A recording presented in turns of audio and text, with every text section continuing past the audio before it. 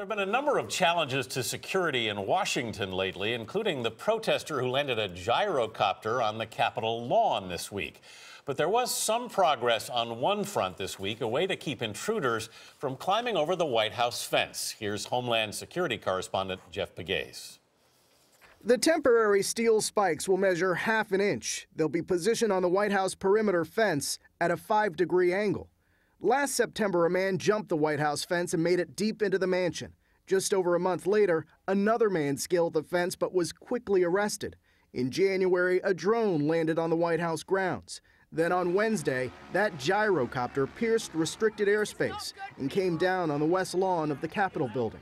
Former Secretary of Homeland Security Tom Ridge says breaches often lead to important lessons. We should not have a failure of imagination. So there was a breach on the congressional lawn, there's a breach at the White House.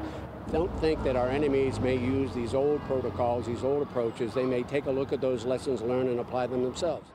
After September 11th, security around the Capitol was enhanced to prevent the next big attack. But these smaller incidents have revealed weaknesses. The U.S. Northern Command is one of the agencies responsible for enforcing D.C.'s restricted airspace. It acknowledged the difficulty of detecting a low, slow flyer like a gyrocopter that on radar can be mistaken for a bird. The military is testing a new type of blimp that would detect smaller aircraft. Senator Ron Johnson of Wisconsin. I'm hoping that this thing was not undetected, that it actually was detected, and people just decided to use discretion and restraint to save this gentleman's life. But if that is the case, that he flew under the radar, we have some serious problems. Ridge says these small security breaches highlight the real threat: homegrown terrorism and lone wolf attacks.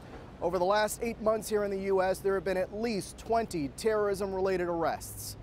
For CBS This Morning Saturday, Jeff Pegues in Washington.